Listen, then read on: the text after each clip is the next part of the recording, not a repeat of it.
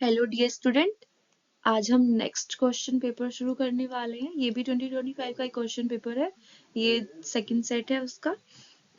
तो आज हम कवर करेंगे सेक्शन ए, जो कि 1 मार्क का है ईच क्वेश्चन। तो फर्स्ट क्वेश्चन ये रहा हमारे सामने। यहाँ पे पूछा है इन्होंने कि मोनोकोट दिया है और इसमें इन्होंने पूछा है कि ये क्या क्या प्रेजेंट है यहाँ पर। तो यहाँ पर हमें जो बाहर दिख रहा है, first this is covering pericarp, this is pericarp हो गया ये हमारा। देन यहाँ पर जो ये होता है दिस इज एंडोस्पर्म, जो कि एनर्जी वगैरह कुछ स्टोर करके रखता है एंड ये डेवलपमेंट में भी हेल्प करता है, इसमें स्टार्च वगैरह स्टोर रहता है। एंड ये थर्ड जो होता है शील्ड शेप का जो है कोटिलीडन, जो कि सेपरेट कर रहा है एंडोस्पर्म को एम्ब्रियो से, दिस इज कॉल्ड स्क्यूटेलम। तो ये हमारा आंसर हुआ। ठीक है, फर्स्ट ये पेरिकार्प हो गया, ये हमारा एंडोस्पर्म हो गया second, and this is scutellum. ये जो है मोनोकोट का सीड, ठीक है, टीएस ऑफ मोनोकोट सीड। तो इसको अच्छे से देख लेना। ओके, नेक्स्ट क्वेश्चन पे चलते हैं। यहाँ पे पूछा है इन्होंने number of autosome present in human secondary spermatocyte. ठीक है, तो क्या होता है, स्पर्मेटोगोनियम होता है, देन ये होती है स्पर्मेटोगोनिया, मदर सेल जो होती है 2n स्पर्मेटोगोनिया। देन उससे बनता है प्राइमरी स्पर्मेटोसाइट माइटोसिस के थ्रू। ठीक, देन मियोसिस फर्स्ट होता है, उससे बनता है सेकेंडरी स्पर्मेटोसाइट।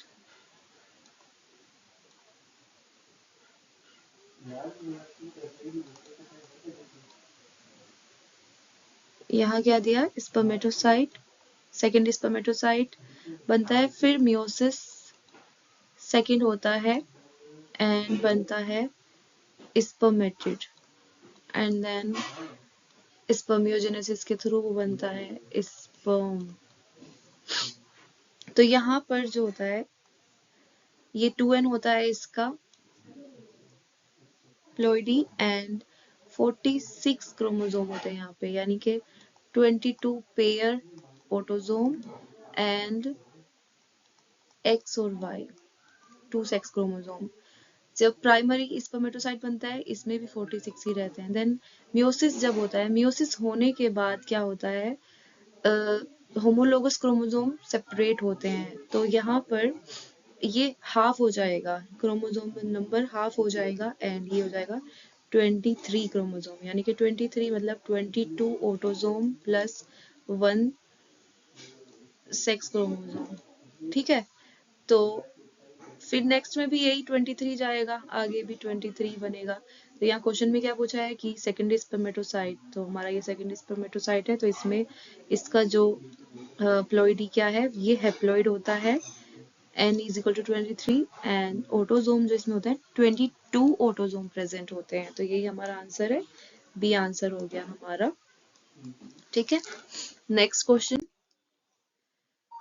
अब यहाँ इन्होंने हमसे पूछा है, हमें इन्होंने क्या दिया है, ब्लड ग्रुप ए दिया है एक चाइल्ड का। ठीक है, इसका ए ब्लड ग्रुप है। अब इसके मदर और फादर का दिया होगा, father blood group B and mother blood group A B. अब देखो, अगर ये चाइल्ड ए आया है, यानी कि मदर के पास है, मदर का जीनोटाइप क्या होगा, आई ए आई बी। फादर का यहाँ पर दो चीजें हो सकती है, या तो यहाँ पर आई बी होगा, या फिर आई ए मतलब आई बी और स्मॉल आई ये होगा। इफ देखो ये वाला आता है और तो फिर इसमें से आई बी ही आएगा गेमेट में, एंड मदर से आई ए आई बी आएगा। तो इससे पॉसिबल है ही नहीं कि जो ए ब्लड ग्रुप आ सके। ए ब्लड ग्रुप आने का मतलब है या तो ऐसा हो आई ए या फिर ऐसा होगा आई ए स्मॉल आई। तो इफ फादर का ऐसा हुआ, इसमें से एक गैमेट आया एंड यहाँ से एक भी आया, ठीक है, तो चांस ही नहीं है कि ब्लड ग्रुप ए आ सके, क्योंकि यहाँ से ए आएगा, यहाँ से तो बी ही आ रहा है ना, तो ए भी आएगा या फिर बी ही होगा, या तो बी आएगा इधर से या इधर से बी, तो बी होगा ब्लड ग्रुप, इधर से बी इधर से ए, तो ए भी होगा, तो ए का चांस नहीं है। तो इसका मतलब फादर का जीनोटाइप ऐसा तो बिल्कुल नहीं होगा। देन फादर का जीनोटाइप ये होगा। इफ फादर का जीनोटाइप ये है आई बी आई, तो यानी कि इधर से ये स्मॉल आई आया है, ठीक है, एंड इधर से ये ए आया है, तो जो चाइल्ड है इसका जीनोटाइप ये है। तो अब क्वेश्चन में पूछा है, इन्होंने बताना है करेक्ट जीनोटाइप, बताना है हमें करेक्ट जीनोटाइप। अब मदर जो है ए बी है ब्लड ग्रुप, तो या तो ये होगा या ये होगा, ये तो नहीं होगा, ऊपर वाले गलत है। फादर अगर बी होगा तो चांस ही नहीं है कि बच्चा ए वाला है, तो ये हो गया गलत, तो यानी कि थर्ड वन इज आंसर, ठीक है। नेक्स्ट यहाँ पे पूछा है कि पेडिग्री चार्ट दिया है, क्या रिप्रेजेंट करता है। देखो इफ नॉर्मली एक सिंगल लाइन होता है, इसका मतलब मेटिंग को रिप्रेजेंट कर रहा है कि इनकी शादी हो रही है, ठीक है, लेकिन दो लाइन आती है तो वो रिलेटिव्स को रिप्रेजेंट करता है, नजदीकी रिलेटिव्स जो होते हैं, मेटिंग बिटवीन रिलेटिव्स, ठीक है। यहाँ पे ये बताया कि डबल हॉरिजॉन्टल लाइन जो होती है वो मेटिंग बिटवीन रिलेटिव्स शो करती है। नेक्स्ट क्वेश्चन पे आते हैं। यहाँ पे पूछा है कि इनका ऑर्डर बताना है, इवोल्यूशनरी ऑर्डर। तो यहाँ पर जो है जिस्ट्रोफाइलम सबसे पहला, मतलब इनमें सबसे पहला है जो कि वेस्कुलर प्लांट है, और जो अर्ली सिल्यूरियन और डेवोनियन पीरियड में आया था, यानी कि सबसे पहला होगा थर्ड, ठीक है। तो थर्ड कहाँ पे दिखा रहा है, ये वाला दिखा रहा है, यही हो गया आंसर सही। उसके बाद आता है फर्न, थर्ड के बाद है फर्न, देन आता है, हम लिख देते हैं यहाँ पे, फर्स्ट है जूस्टेरोफाइलम,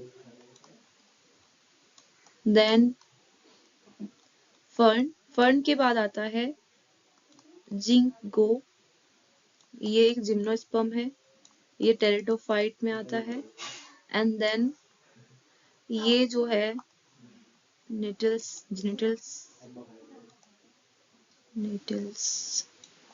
ये थोड़ा थोड़ा सा रिजेंबल करता है एंजियोस्पर्म से, तो ये फोर्थ हो गया। अब यहाँ पे क्या हुआ, पहले थर्ड, वन, सेकंड, फोर्थ, ये आंसर हुआ। नेक्स्ट अभी पूछा है इन्होंने phosphoester linkage in nucleotide. अब हम चलते हैं डीएनए की न्यूक्लियोसाइड के पास।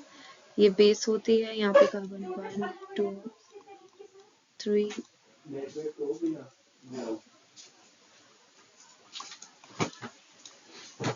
ये थर्ड कार्बन हो गया, ये फोर्थ हो गया, and this is fifth carbon.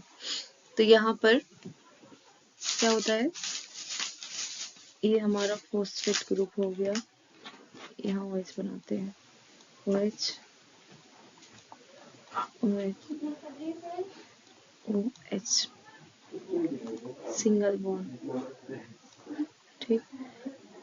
अब क्या होता है, this is acid and this is a alcohol, यहाँ से वाटर निकलेगा, एंड दिस इज न्यूक्लियोसाइड, ये हमारा शुगर है, पेंटोस शुगर, ये बेस हुआ, ये फॉस्फेट ग्रुप।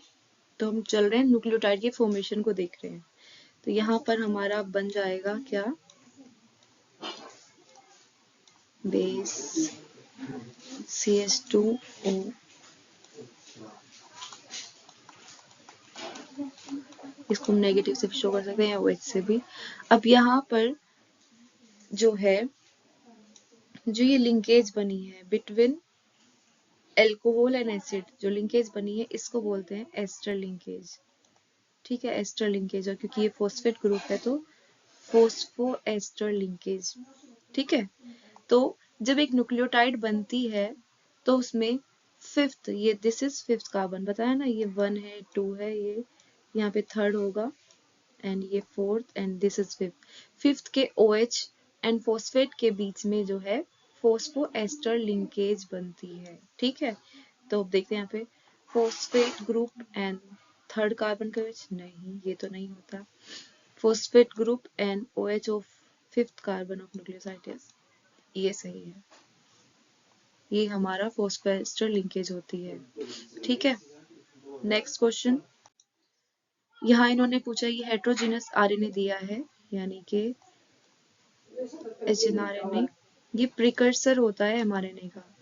ठीक है, इसमें चेंजेस आने के बाद फिर ये एमआरएनए बनता है जब मेच्योर होता है। तो यहाँ पर जो ये लूपिंग आउट दिखा रहे हैं बने हुए, दीज आर इंटोन्स, एंड यहाँ पर जो इनके बीच में सीधे सीधे जा रहा है ये एक्सोन है। तो इन्होंने पूछा कितने इंट्रोन और कितने एक्सोन है, तो काउंट करो ये लूप, 1 2 3 4 5 6 7, 7 है यहाँ दिया, यहाँ अभी काउंट करते हैं बाहर वाला,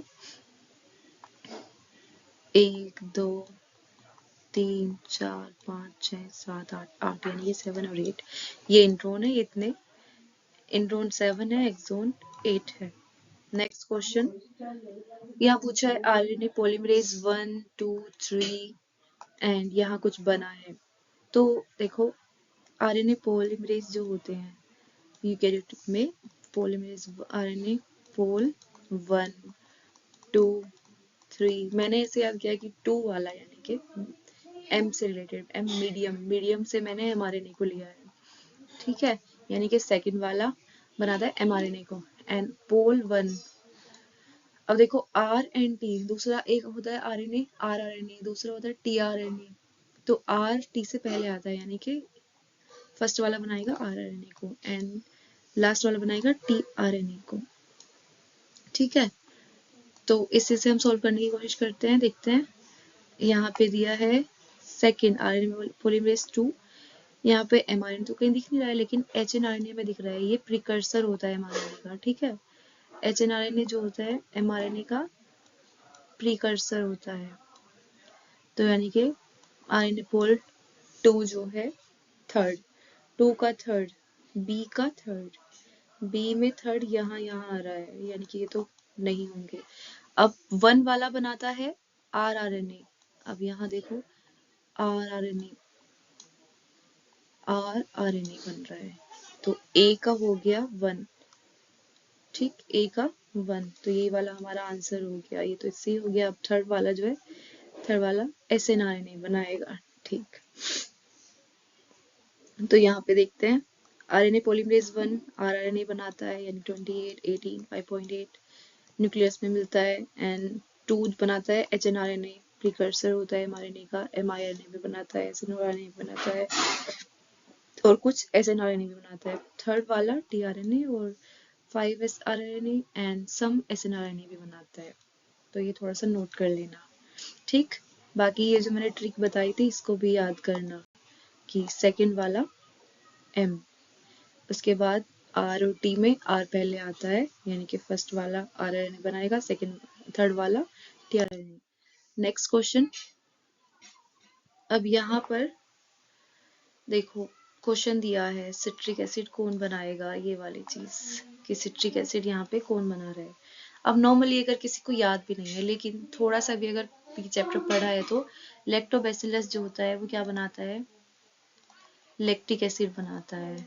सैक्रोमाइसिस सेरेवेसी क्या होती है, ये जो होती है हमारी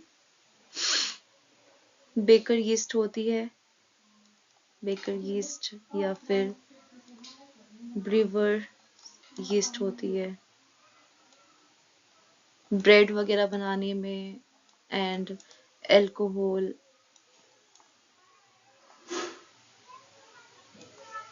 ये येलो वाला क्यों नहीं आ रहा है, एल्कोहल वगैरह बनाने में इनमें यूज होती है। देन अगर इसके बारे में थोड़ा सा देखा हो, ब्यूटिलिकम, ब्यूटाइरिक एसिड बनाता है, तो ये तीनों तो नहीं होंगे, इसका मतलब यही होगा। सिट्रिक एसिड कौन बनाएगा, एस्परजिलस नाइगर, ये फंगस होता है, ये सिट्रिक एसिड प्रोड्यूस करता है। बाकी ये ब्यूट्रिक एसिड बनाएगा, ये लैक्टिक एसिड बनाएगा, ये अल्कोहल या फिर बेकर यीस्ट की तरह ब्रेड वगैरह बनाने में यूज होगा। Next question.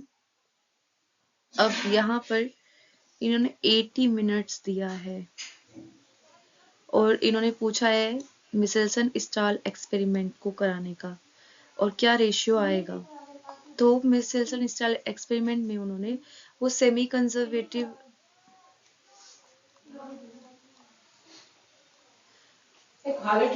रेप्लिकेटिव मोड को के बारे में मतलब प्रूफ है वो, है ना।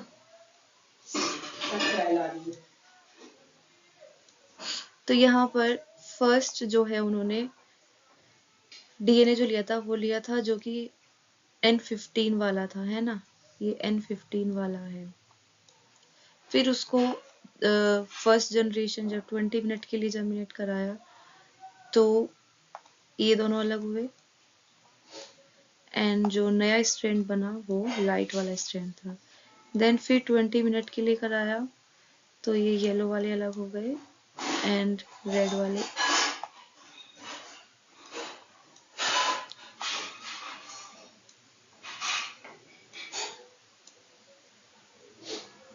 तो ऐसा हमें कुछ मिला, 4 मिले। देन फिर 20 मिनट के लिए यहाँ पे हमें 8 मिलते हैं।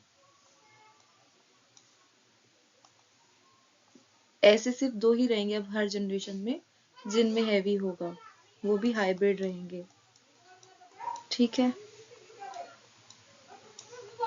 ऐसे हर जनरेशन में इनको अलग अलग करते जाओ। पहले ये था 1 था, 1 से 2 हो गया, 2 से 4 हो गया, 4 से 8 हो गया। अब फिर 20 मिनट के बाद 8 से 16 हो जाएगा और 16 में भी क्या होगा, हाइब्रिड हमेशा। यहाँ पे हाइब्रिड 2 हाइब्रिड आ रहे हैं, यहाँ पर भी 2 हाइब्रिड आ रहा है, यहाँ पर भी 2 हाइब्रिड रहेगा और नेक्स्ट में भी ऐसा ही है, 2 हाइब्रिड रहेगा एंड बाकी 14 नॉर्मल वाले रहेंगे, ठीक है। तो यहाँ और बाकी जो है क्वेश्चन इन्होंने क्या पूछा है कि N15 कितना रहेगा, तो ये तो 0 हो जाएगा। ये तो कहीं, ये तो फर्स्ट में ही था, मतलब जब नॉर्मल स्टार्टिंग थी तब था ये। उसके बाद जो है कभी मतलब हमें ये नहीं मिला है, मतलब फर्स्ट जनरेशन में भी ऐसा नहीं मिला है, हमेशा ये 0 रहा है, तो 0 यहाँ पे दिखा रहे हैं। देन ये क्या मिला है, 2 और 14, तो यानी कि कुछ ऐसा होगा 0, 2 और 14 आ रहा है, या फिर कहेंगे 0, 1, 7। अब इसके सिमिलर कौन लग रहा है, ये तो नहीं लग रहा, ये तो नहीं लग रहा, ये तो सिर्फ ये लग रहा है, तो ये आंसर होगा। Next question. The decrease in T lymphocyte count in human will finally result in। तो क्या होता है, जो T lymphocyte होती है, T lymphocyte, T helper, T cytotoxic, कुछ ये वाली सेल बनाती, मतलब इनमें डिवाइड होती है। देन टी हेल्पर सेल जो होती है वो बी सेल की हेल्प करती है और बी सेल को जाके बोलती, प्रमोट करती है कि वो एंटीबॉडी को प्रोड्यूस करे। लेकिन अगर क्या होगा, अगर टी लिम्फोसाइट जो है वो डिक्रीज हो जाए, ये डिक्रीज होगी तो ये डिक्रीज होगा, ये डिक्रीज होगा तो ये वाला जो काम है, ये प्रोडक्शन, ये भी डिक्रीज हो जाएगा, ठीक है। तो वही है, इन्होंने बताया कि टी लिम्फोसाइट डिक्रीज होगी तो इम्यून सिस्टम वीक हो जाएगा, जो हेल्पर टी का फंक्शन है वो कम हो जाएगा। हेल्पर टी जो होती है बी सेल को एक्टिवेट करती है, एंटीबॉडी प्रोड्यूस कराती है। अगर ऐसा होगा तो एंटीबॉडी प्रोडक्शन डिक्रीज होगा, ठीक है। नॉर्मली एंटीबॉडी प्रोडक्शन होता है तो ये डिक्रीज हो जाएगा, यानी कि डिक्रीज। Next question. यहाँ पर क्या होता है, इन्होंने असर्शन रीजन वाले क्वेश्चन दिए हैं 13 to 16 और इन्होंने एक्सप्लेनेशन भी, मतलब ये अगर दोनों सही है तो ये आएगा, एक सही है, मतलब दोनों सही है लेकिन एक्सप्लेनेशन नहीं है वो उसका सही, तो बी। एक सही है दूसरा गलत तो सी। तो ठीक है, यहाँ देखते हैं। कॉर्पस ल्यूटियम सिक्रेट दी हार्मोन प्रोजेस्टेरोन, सही है। प्रोजेस्टेरोन मेंटेन करता है एंडोमेट्रियम को, ये भी सही है। यानी कि इसमें ए आएगा, यानी कि क्या है, ये सही भी है और इसका ये सही रीजन भी है। ठीक है, next question, number of white wing moth decrease after industrialization in England. हाँ, ये तो हुआ था, डिक्रीज हो गए थे वहां पे, फिर ब्लैक वाले दिखने लगे थे। Effect of industrialization were more marked in rural area, तो ऐसा तो नहीं था, रूरल में नहीं, अर्बन में ज्यादा था, तो यानी कि इसका मतलब ये गलत है, तो ए ठीक है, आर गलत है। ठीक, फिर 15 क्वेश्चन, स्ट्रेप्टोकोकस निमोनी और ये जो हीमोफिलस इन्फ्लुएंजा है वो इन्फेक्शियस डिजीज करते हैं, यस। और ये जो होता है इन्फेक्शन एरोसोल को इनहेल करने से, यस होता है, लेकिन इन्होंने इसका ये जो है सही रीजन नहीं है। क्यों नहीं? क्योंकि यहाँ पे इन्होंने ये तो बता दिया कि किससे मोड ऑफ ट्रांसफर एक से दूसरे में, लेकिन ये इन्फेक्शन कैसे कर रहा है ये नहीं बताया, तो इसका मतलब इसका तो हमारा होगा, क्योंकि एक सही है गलत, तो आंसर होगा यहाँ पे सी, असर्शन रीजन के बेसिस पर, एंड इसका आंसर होगा बी, क्योंकि दोनों सही है लेकिन ये इसका सही रीजन नहीं है। फिर third, restriction endonuclease recognize palindromic sequence and cut, yes. Palindromic sequence has two unique recognition site, ये these are not recognition site, ये गलत हुआ। ये क्या है, ये खुद भी क्या है, एंडोन्यूक्लियेज है। ठीक है, तो ये क्यों कट किए जाएंगे, इनके पास ये एंडोन्यूक्लियेज है, ये भी किसी को रिकॉग्नाइज करेंगे, तो ये आंसर हो गया ये हो गया गलत, इसमें ये वाला सही है, ये गलत। ठीक है, तो आज हमारे 16 क्वेश्चन कंप्लीट हुए, सेक्शन ही कंप्लीट हो गया है। नेक्स्ट लेक्चर में हम नेक्स्ट सेक्शन कंप्लीट करेंगे। ओके, तो मन लगा के पढ़िए, क्वेश्चन सॉल्व करिए।